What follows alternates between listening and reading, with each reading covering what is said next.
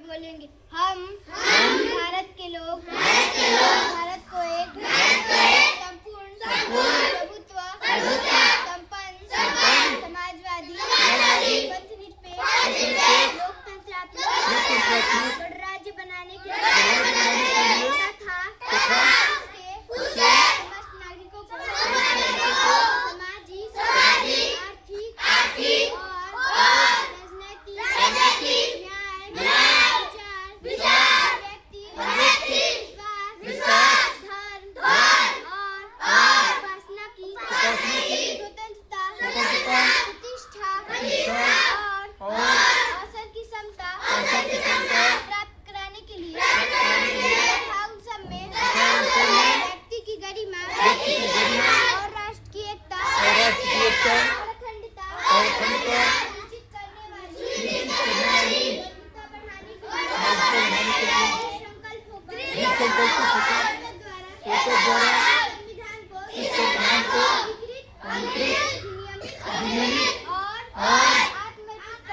राजनीतिक करते हैं। जय हिंद, जय भारत, जय भारत, जय संविधान। तो संविधान का प्रस्तावना का पहला शब्द क्या आया? हम। क्या आया? हम मतलब हम में सभी लोग हम लोग आते हैं ना? हाँ। तो बच्चों आज जो आप लोग चेतना सत्र में प्रतिदिन भारत के संविधान की प्रस्तावना का आप लोग उल्लेख करते हैं, तो आज ही के दिन सन 1949 में यानी 26 नवंबर 1949 को एतद द्वारा आता है ना कि 26 नवंबर सन 1949 को हम लोग क्या किए थे? भारतीय संविधान जब बनकर तैयार हो गया था तो उसको हम लोगों ने अंगीकृत कर लिया था, अधिनियमित कर लिया था, आत्मार्पित कर लिया था, स्वीकार कर लिया था। ठीक है? यानी कि हमारे देश के संविधान के जनक का क्या नाम था? जनक मतलब पिता, निर्माता कौन थे? कौन थे? Very good. तो ये और इस संविधान सभा का अध्यक्ष जो थे हमारे ही जीरादेव ब्लॉक के रहने वाले डॉक्टर राजेंद्र प्रसाद जी थे। कौन थे? और निर्माता कौन थे? हाँ, कौन थे? वेरी गुड, बहुत अच्छे। तो निर्माता का मतलब ये होता है कि हमारे संविधान में उल्लेख है कि हमारा देश कैसा होगा? संपूर्ण प्रभुत्व संपन्न। संपूर्ण मतलब होता है पूरा। संपूर्ण मतलब क्या होता है? पूरा। और प्रभुत्व संपन्न, प्रभुत्व संपन्न मतलब होता है कि हम किसी के नियंत्रण में नहीं रहेंगे। मतलब हमारा जो राज्य है, जो हमारा देश है, हम ही इसके नियम बनाएंगे, हम ही कानून बनाएंगे और भीतरी मामले में और बाहरी मामले में कोई हस्तक्षेप नहीं करेगा। मतलब पूरा नियंत्रण हमारा होगा। किसका होगा? हमारा। और हमारा देश लोकतांत्रिक राज्य भी रहेगा। तो लोकतंत्र मतलब क्या होता है बच्चों?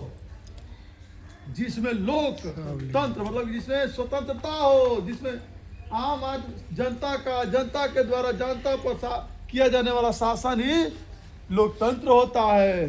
ठीक है? ये जैसे संविधान के पिता कौन थे? अम्बेडकर। वैसे ही लोकतंत्र का पिता किसको माना गया है?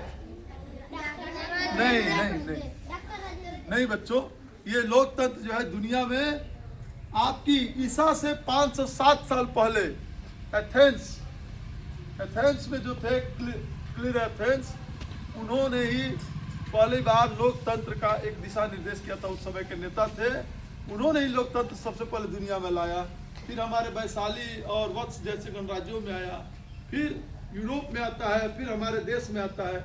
हमारे देश में लोकतंत्र बहाल होते होते बहुत समय लगा। मतलब 47 में आज़ादी मिली और 26 जनवरी 1950 को हमारा भारत का संविधान के जो कानून बनाए गए थे उसको लागू किया गया था। क्या किया गया था? लागू। हाँ। तो संविधान लिखने में बहुत सारे लोग लगे होंगे। ये हाथ से लिखा गया था। किससे लिखा गया था? हाथ से। हाँ, हाथ से लिखा, हस्तलिखित संविधान है हमारा। दुनिया का सबसे बड़ा संविधान है बच्चों। जिस समय संविधान बना था उस समय 251 पन्ने का हमारा संविधान था। कितने पन्ने का था? 251। हाँ, और इसकी लंबाई 22 इंच लंबी और 22 इंच चौड़ी थी। ठीक है। और बच्चों, तो हमारा देश का संविधान कहता है कि हम समाजवादी देश है। हमारे देश में समानता रहेगी। समानता मतलब कि बराबरी रहेगी। क्या रहेगी? न कोई बड़ा होगा न कोई छोटा होगा, सबके एक समान अधिकार होंगे। हमारे संविधान में 21 के तहत सबको क्या मिला है? बोलने का अधिकार मिलना है, स्वतंत्रता का अधिकार मिला है, आजादी मिली है ना। हमारे 6 मूल कर्तव्य हमें प्राप्त है, मतलब हमको राइट्स मिले हैं। 6 मूल कर्तव्य हैं और 6 मौलिक अधिकार है और 7 मूल कर्तव्य है, जो हमें अपने संविधान के प्रति हमारी जवाबदेही बनती है। तो देखो बच्चों, किसी भी लोकतांत्रिक देश की चलाने के लिए जो नियम कायदे कानून बनाए जाते हैं, उस संविधान को, भारत के संविधान को आत्मा कहा गया है। भारत की आत्मा कहा गया। क्या कहा गया है? आत्मा समझते हैं? इस शरीर में एक आत्मा रहती है कि नहीं? तो अगर आत्मा नहीं रहेगी तो शरीर रहेगा? नहीं न रहेगा। तो वैसे ही देश में संविधान यदि नहीं होगा तो देश नहीं चलेगा। यानी कि हमारा सबसे महत्वपूर्ण अगर कोई हिस्सा है तो कौन है? संविधान। संविधान की रक्षा करना किसका कर्तव्य है? किसका कर्तव्य है? तो हम संविधान बचाएंगे ना? संविधान की रक्षा करेंगे ना?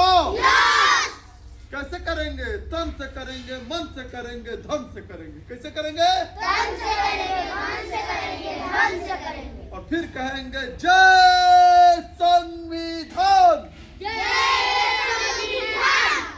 संविधान जिंदाबाद। संविधान जिंदाबाद। भारत का संविधान जिंदाबाद। भारत का संविधान जिंदाबाद। वेरी गुड बच्चों, आज से आप लोग प्रण करिए कि हम लोग भारतीय संविधान की रक्षा करेंगे, अपने मूल कर्तव्यों का पालन करेंगे और मौलिक अधिकार का भी हनन नहीं होने देंगे। ठीक है बच्चों? तो अब क्या है कि आज बिहार सरकार के दिशा निर्देश के अनुरूप आज नशा मुक्ति अभियान हम लोग चलाएंगे और